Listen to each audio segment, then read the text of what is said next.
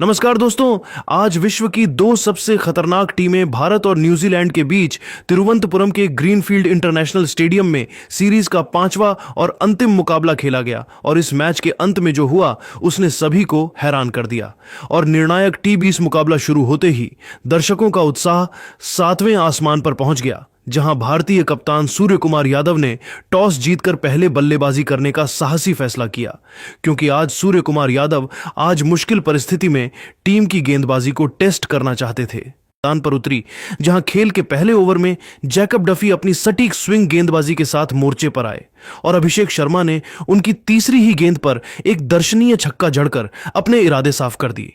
अभिषेक यहीं नहीं रुके और उन्होंने इसी ओवर में दो और कड़क चौके जड़कर भारत को एक तूफानी शुरुआत प्रदान की। खेल के दूसरे ओवर में काइल जैमिसन गेंदबाजी करने के लिए आक्रमण पर आए और संजू सैमसन ने उनकी दूसरी गेंद पर एक भाग्यशाली चौका बटोरा, लेकिन अभिषेक शर्मा ने इसी ओवर की अंतिम गेंद पर एक अद्भुत हेलीकॉप्टर शॉट खेलते हुए लॉन्ग ऑन के ऊपर से 92 मीटर का छक्का जड़ दिया।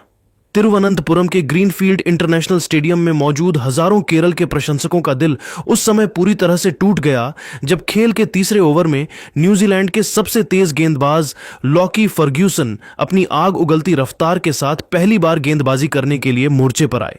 फर्ग्यूसन ने अपनी पहली दो गेंदों से संजू सैमसन को दबाव में रखा और फिर तीसरी गेंद एक ललचाती हुई फुल लेंथ फेंकी, जिसे संजू ने क्रीज की गहराई का इस्तेमाल करते हुए हवा में खेलने का प्रयास किया। संजू सैमसन गेंद को बल्ले के बीचों बीच नहीं ले सके, जिससे संजू सैमसन लॉफ्टेड ड्राइव खेलने के प्रयास में 6 गेंदों पर 6 रनों की एक अत्यंत संक्षिप्त पारी खेलकर डीप बैकवर्ड पॉइंट पर कैच आउट हो गए। उनकी इस पारी में एक शानदार चौका शामिल था। स्थानीय नायक संजू सैमसन के आउट होते ही पूरे स्टेडियम में एक गहरा सन्नाटा छा गया था, क्योंकि प्रशंसकों को अपने होम बॉय से आज एक प्रलयकारी पारी की उम्मीद थी। संजू सैमसन के पवेलियन लौटने के बाद ईशान किशन नए बल्लेबाज के रूप में क्रीज पर आए और उन्होंने सलामी बल्लेबाज अभिषेक शर्मा के साथ मिलकर बहुत ही सूझबूझ के साथ भारतीय पारी को दोबारा संवारने का कठिन काम शुरू किया। इन दोनों बाइयों हाथ के बल्लेबाजों ने न्यूजीलैंड के तेज गेंदबाजों के खिलाफ जोखिम भरे शॉट्स खेलने से परहेज नहीं किया और रनों की रफ्तार को बनाए रखा, जहां खेल के 5वें ओवर में लॉकी फर्ग्यूसन 5वें ओवर में दोबारा अपनी विनाशकारी गेंदबाजी करने के लिए मोर्चे पर वापस बुलाए गए। फर्ग्यूसन आज एक अलग ही जुनून में नजर आ रहे थे और उन्होंने अपनी गति से भारतीय बल्लेबाजों को लगातार परेशान किया। इसी ओवर की अंतिम गेंद पर लॉकी फर्ग्यूसन ने अपनी पूरी ताकत झोंकते हुए 145.3 किलोमीटर प्रति घंटे की रफ्तार से एक घातक गुड लेंथ गेंद फेंकी, जो टप्पा खाने के बाद बिजली की गति से अंदर की ओर आई। अभिषेक शर्मा, जो उस समय बहुत ही आक्रामक लय में दिख रहे थे, वह फर्ग्यूसन की उस अविश्वसनीय गति से पूरी तरह चकमा खा गए और गेंद उनके बल्ले और पैड के बीच से निकलकर सीधे मिडिल स्टंप की गलियों में समा गई, जिससे अभिषेक शर्मा बड़ा शॉट खेलने के प्रयास में 16 गेंदों पर 30 रनों की एक आतिशी पारी खेलकर क्लीन बोल्ड हो गए। उनकी इस आक्रामक पारी में 4 कड़क चौके और 2 गगनचुंबी छक्के शामिल थे। पावर प्ले के भीतर ही भारत के दोनों सलामी बल्लेबाजों का पवेलियन लौटना टीम इंडिया के लिए एक बहुत बड़ा झटका था और अब सारी जिम्मेदारी कप्तान सूर्य कुमार यादव के अनुभवी कंधों पर आ गई थी। तिरुवनंतपुरम के मैदान पर पावर प्ले की समाप्ति के बाद जब भारतीय टीम ने अपने दोनों सलामी बल्लेबाजों को खो दिया था, तब दुनिया के नंबर 1 T20 बल्लेबाज और भारतीय कप्तान सूर्य कुमार यादव मैदान पर आए और उन्होंने क्रीज पर पहले से ही मौजूद ईशान किशन के साथ मिलकर न्यूजीलैंड के स्पिन आक्रमण पर एक विनाशकारी धावा बोल दिया। इन दोनों बल्लेबाजों ने स्पिनरों की टर्न और फ्लाइट को पूरी तरह से बेअसर करते हुए मैदान के चारों ओर रनों की बौछार करना शुरू कर दिया। खेल के 6ठे ओवर में न्यूजीलैंड के अनुभवी लेग स्पिनर ईश सौढ़ी 6ठे ओवर में अपनी फिरकी गेंदबाजी के साथ पहली बार मोर्चे पर तैनात हुए ताकि भारत की रनों की रफ्तार पर लगाम लगाई जा सके। हालांकि सूर्य कुमार यादव आज एक अलग ही मूड में नजर आ रहे थे और उन्होंने सौढ़ी की चौथी गेंद पर अपनी कलाइयों का जादुई इस्तेमाल करते हुए एक अत्यंत कलात्मक इनसाइड आउट चौका जड़कर एक्स्ट्रा कवर बाउंड्री को पार कर दिया, जिससे स्टेडियम में मौजूद हजारों दर्शक खुशी से झूम उठे। रनों की इस गति को और अधिक तेजी और आक्रामकता प्रदान करने के लिए भारतीय बल्लेबाजों ने हर गेंदबाज को निशाने पर लेना शुरू कर दिया था। जहां खेल के 8वें ओवर में न्यूजीलैंड के कप्तान ने एक चौंकाने वाला फैसला लेते हुए काम चलाऊ स्पिनर ग्लेन फिलिप्स को 8वें ओवर में गेंदबाजी करने के लिए मोर्चे पर लगाया। ग्लेन फिलिप्स ने जैसे ही अपनी पहली गेंद 85.2 किलोमीटर प्रति घंटे की रफ्तार से फ्लाइटेड फेंकी, सूर्य कुमार यादव ने पलक झपकते ही घुटने टेक दिए और एक प्रलयकारी स्लोग स्वीप छक्का जड़कर गेंद को मिड विकेट स्टैंड्स की दूसरी मंजिल पर पहुंचा दिया।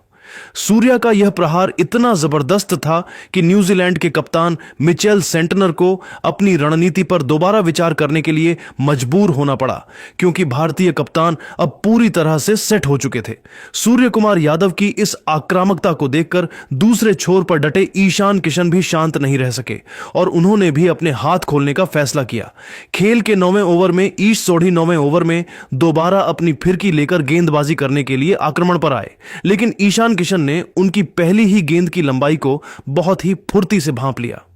ईशान किशन ने सोढ़ी की उस फुल लेंथ गेंद पर घुटने टिकाकर एक गगनचुंबी छक्का जड़ दिया, जिससे गेंद सीधे दर्शकों के बीच जाकर गिरी। ईशान किशन की इस निडर बल्लेबाजी और सूर्या के साथ उनकी तालमेल ने भारतीय स्कोर को बहुत ही तेजी के साथ 100 रनों के मनोवैज्ञानिक आंकड़े के करीब पहुंचा दिया था। न्यूजीलैंड के स्पिनर अब पूरी तरह से बेबस नजर आ रहे थे, क्योंकि तिरुवनंतपुरम की पिच पर इन दोनों भारतीय योद्धाओं ने रनों का एक ऐसा सैलाब ला दिया था जिसे रोकना कीवी टीम के लिए नामुमकिन साबित हो रहा था। पारी का 10वां ओवर फेंकने के लिए न्यूजीलैंड के कप्तान मिचेल सेंटनर स्वयं गेंदबाजी करने के लिए मोर्चे पर आए, जहां सूर्य कुमार यादव ने उनकी दूसरी गेंद पर कदमों का इस्तेमाल करते हुए सीधा छक्का जड़ा। इसी ओवर की अंतिम 2 गेंदों पर ईशान किशन ने अपना रौद्र रूप दिखाया और एक कड़क चौका तथा एक विशाल छक्का जड़कर भारतीय स्कोर को 10 ओवरों के बाद 2 विकेट के नुकसान पर 102 रनों के विशाल आंकड़े तक पहुंचा दिया।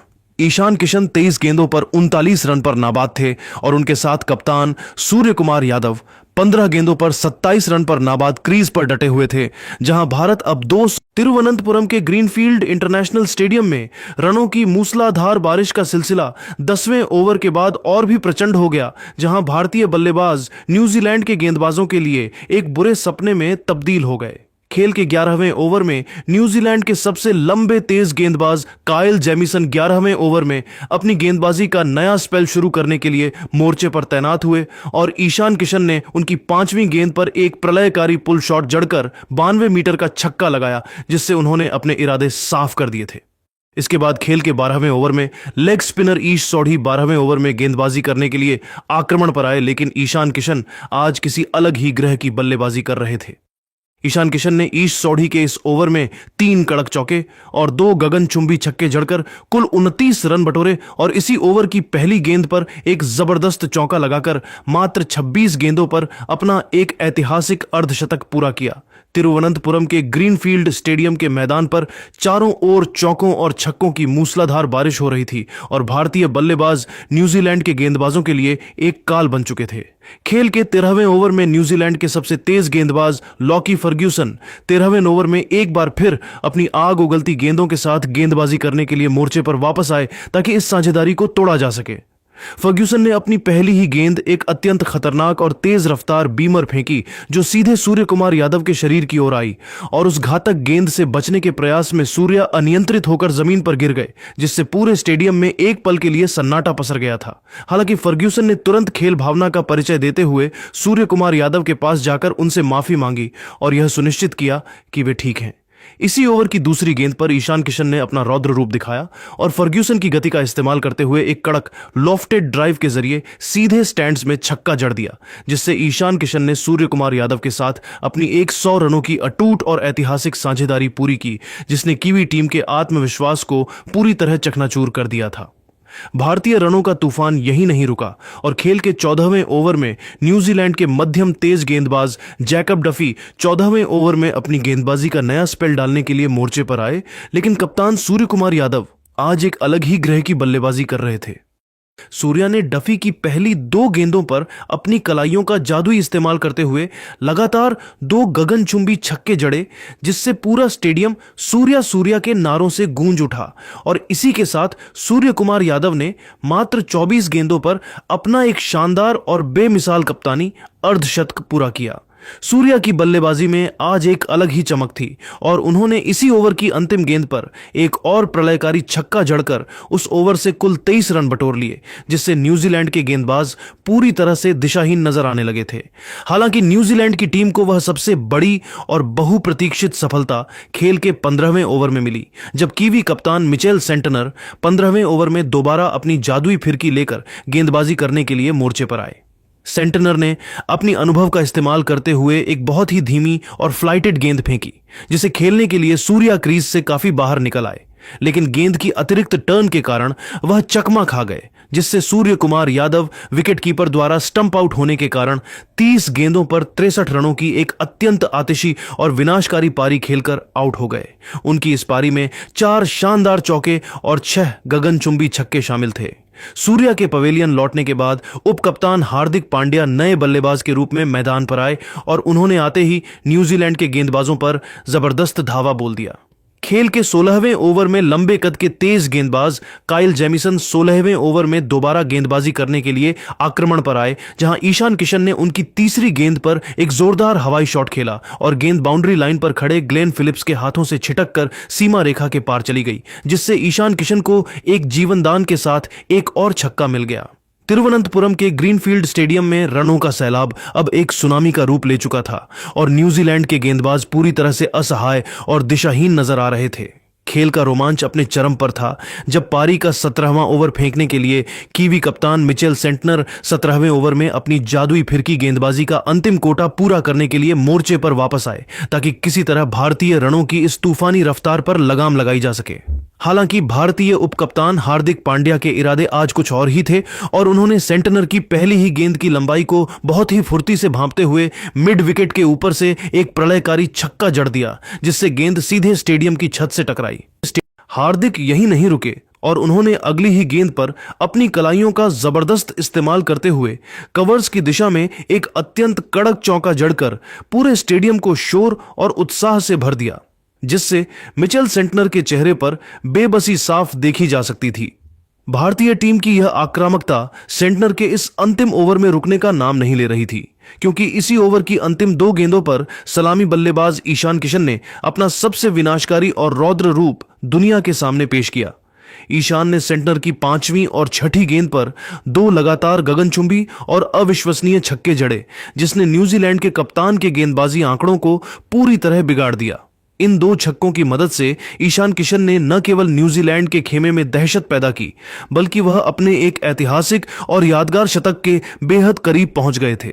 17 ओवरों के खेल की समाप्ति के बाद भारतीय टीम का स्कोर 3 विकेट के नुकसान पर 226 रनों के एक विशाल और हिमालय जैसे आंकड़े तक पहुंच चुका था, जिसने न्यूजीलैंड की जीत की सारी उम्मीदों को लगभग खत्म कर दिया था। मैदान पर मौजूद दर्शकों के लिए यह एक जादुई शाम थी, जहां ईशान किशन 42 गेंदों पर 103 रनों की एक बेमिसाल और रिकॉर्ड तोड़ पारी खेलकर नाबाद थे और उनके साथ दूसरे छोर पर उप कप्तान हार्दिक पांड्या 9 गेंदों पर 19 रनों की एक छोटी मगर अत्यंत विस्फोटक पारी खेलकर नाबाद क्रीज पर मौजूद थे। भारतीय टीम अब T20 अंतर्राष्ट्रीय क्रिकेट के इतिहास के सबसे बड़े और अभेद्य स्कोर की ओर बहुत ही तेजी और आत्मविश्वास के साथ बढ़ रही थी। इन दोनों बल्लेबाजों के बीच पनपी इस प्रलयकारी साझेदारी ने कीवी टीम के आत्मविश्वास और उनकी रणनीति को पूरी तरह से चकनाचूर कर दिया था, क्योंकि अब हर गेंद पर बाउंड्री निकल रही थी और तिरुवनंतपुरम का पूरा आसमान भारतीय पराक्रम की गूंज से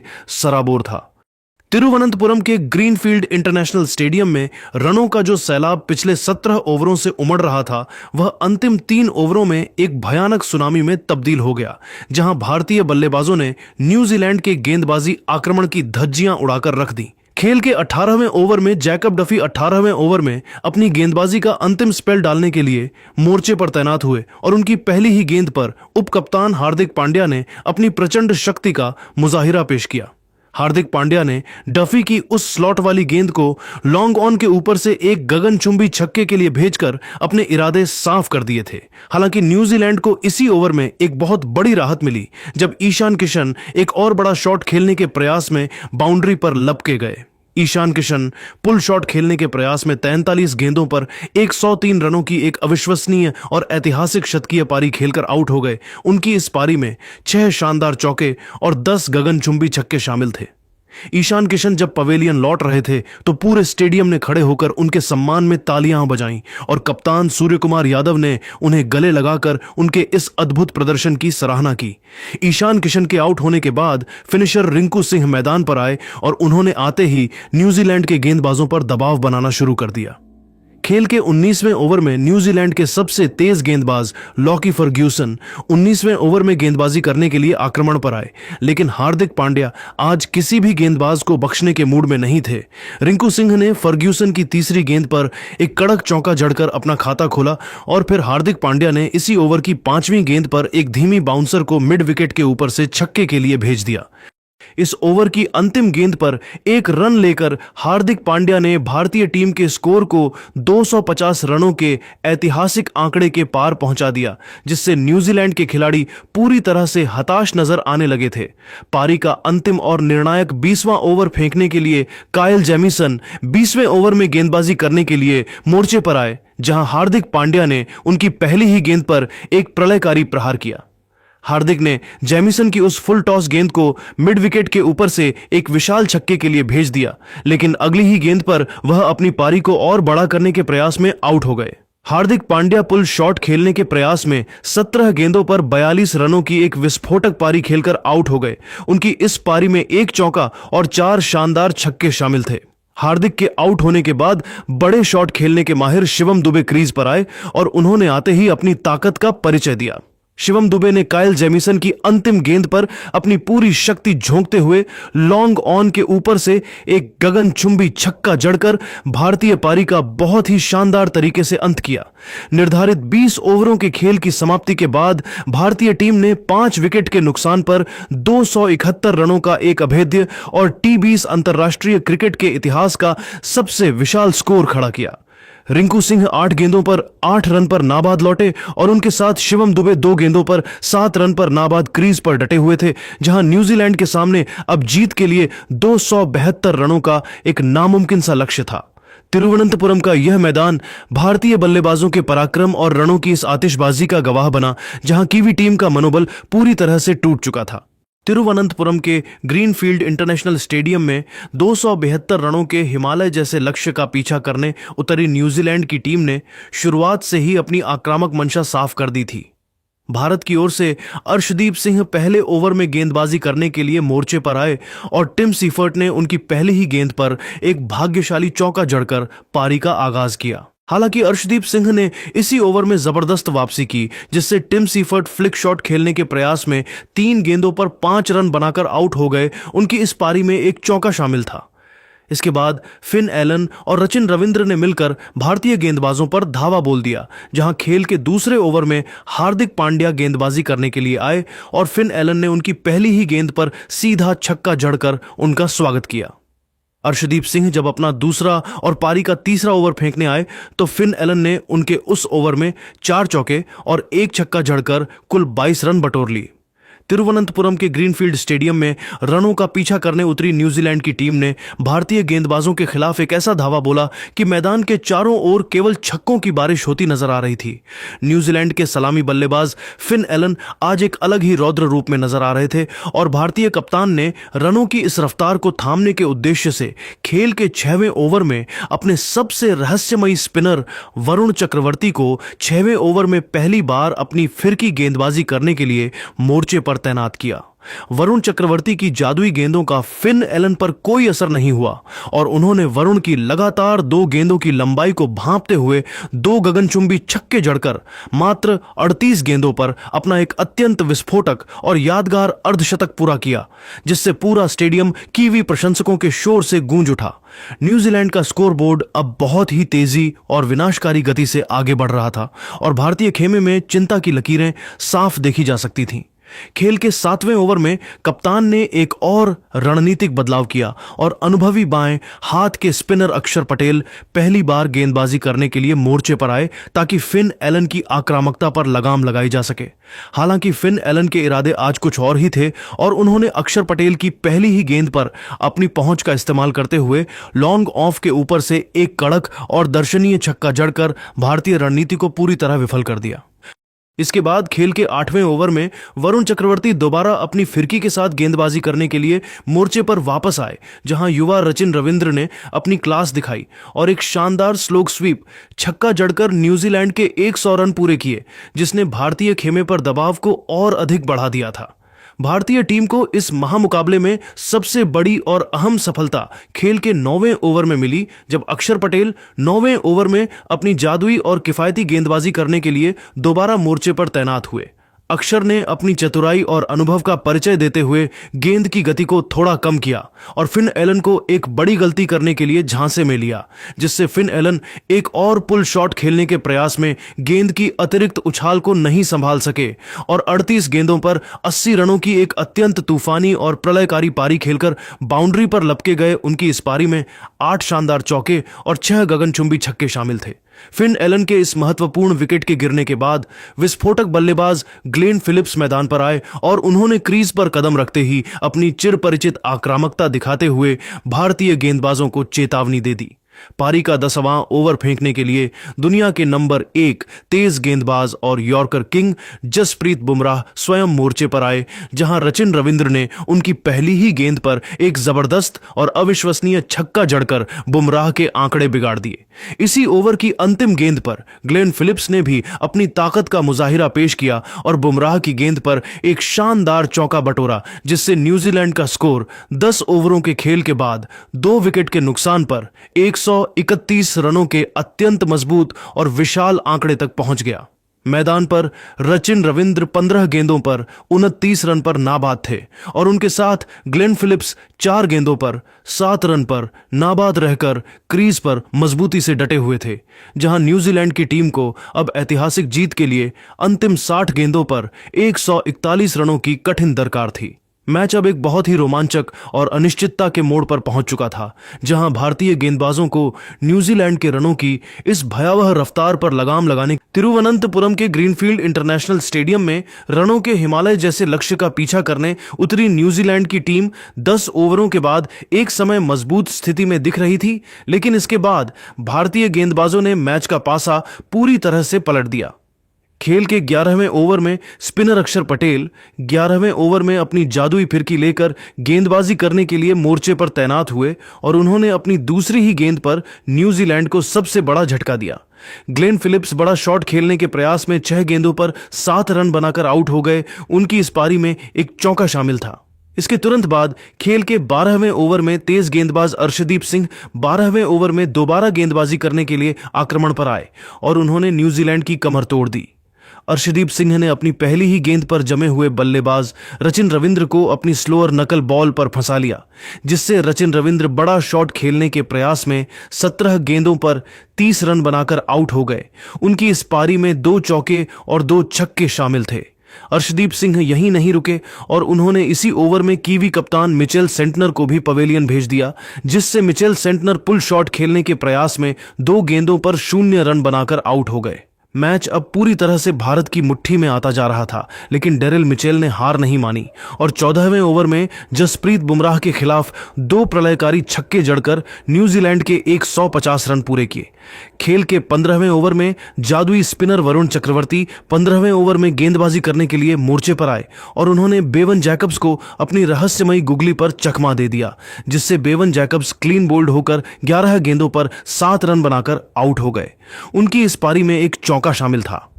अर्शदीप सिंह खेल के 16वें ओवर में अपना अंतिम स्पेल डालने के लिए दोबारा गेंदबाजी करने के लिए आए और उन्होंने इस ओवर में 2 और विकेट झटक कर अपना 5 विकेट हॉल पूरा किया। काइल जेमिसन बड़ा शॉट खेलने के प्रयास में 5 गेंदों पर 9 रन बनाकर आउट हो गए। उनकी इस पारी में 2 चौके शामिल थे। और फिर डेरिल मिचेल रिवर्स स्वीप खेलने के प्रयास में 12 गेंदों पर 26 रन बनाकर आउट हो गए। उनकी इस पारी में 2 चौके और 2 छक्के शामिल थे।